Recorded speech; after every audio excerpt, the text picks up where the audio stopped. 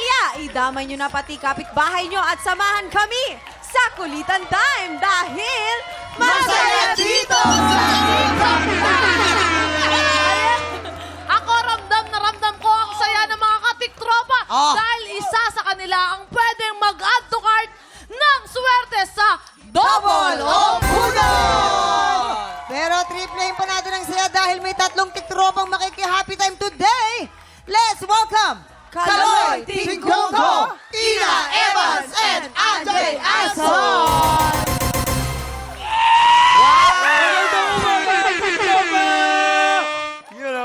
Eto na nga, simulan na natin ang umaga sa isang mainit at masayang tanungan at makasagot na kayo dito sa Kung Ikaw Ang Tatanungin! Bilang guest player, ang kailangan nyo lang gawin ay hulaan kung anong magiging sagot ng kakausapin nating studio tiktropa. Okay? Tama? Yes, kasama namin ngayon dito si Eden, tama? Ilan taon na si Eden? 31 po. 31 bata ba? Wow. Mukhang bagets, ha? Mukha kang 20 lang, in fairness sa'yo. Yung katabi mo, parang 44. Ha? Eto nga, kung ikaw ang tatanungin, Oh. ano ang mas matitiis mo? A, trabahong gusto mo pero mababa ang sweldo? Oh? Or B, trabahong ayaw mo pero mataas ang sweldo? Naku! Ang hirap niyan. So sa mga bisita natin dyan, sa tingin nyo, ano ba ang isasagot sa atin ni Eden? Ina muna, Ina. Ano po, Ano sa tingin magiging sagot niya? Kanya mo nang nire-registrohan kung ano. ang tawag yun, ini-evaluate ko siya. Okay, yes, Wow, syempre. psychologist. Ano magiging sagot sa tingin mo? For me, feeling ko dahil nga nasa bahay lang siya, ang mas gusto niya ngayon siguro ay malaking sweldo Oo. kahit mahirap na trabaho. Ah. Siyempre, wala siyang trabaho eh. Malaki Pwede. sweldo kahit mahirap. Pwede yun. Yes.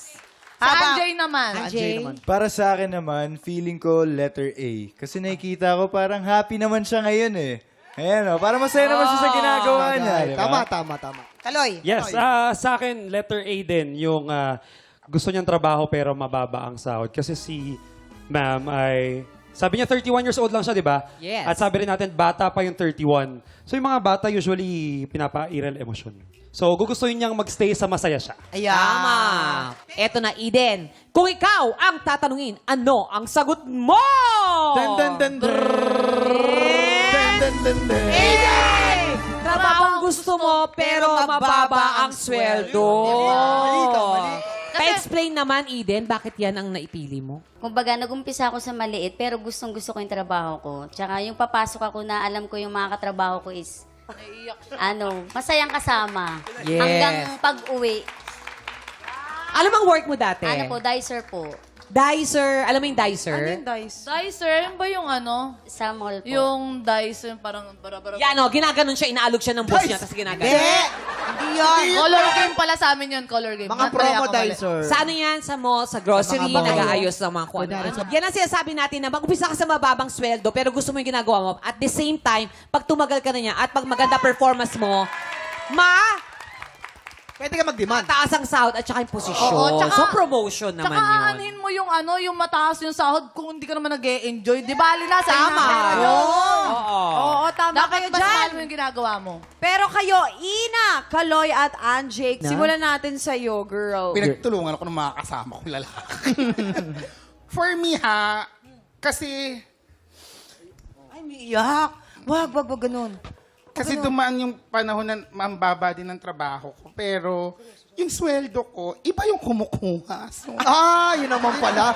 Kaya doon siya talaga yun. naiiyak. Nakakaiyak talaga. ngayon, masasabi ko, dahil madami akong pinag-aaral, madami akong pinapadalang mga box galing Japan. So,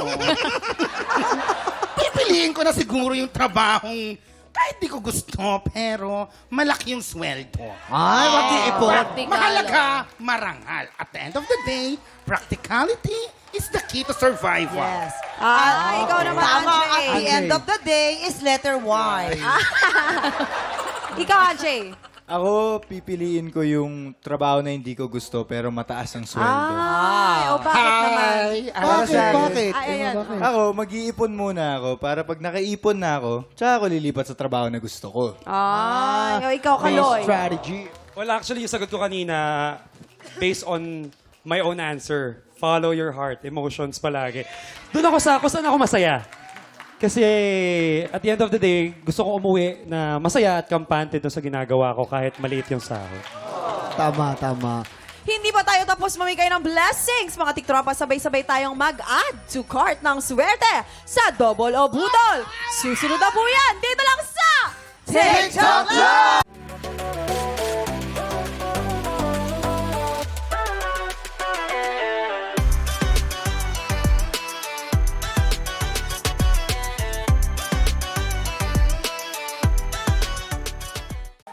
Tropa, pinanood mo hanggang sa dulo itong video na to? Very good ka! For more happy time, watch more TikTok Lock videos on our official social media pages and subscribe to GMA Network official YouTube channel.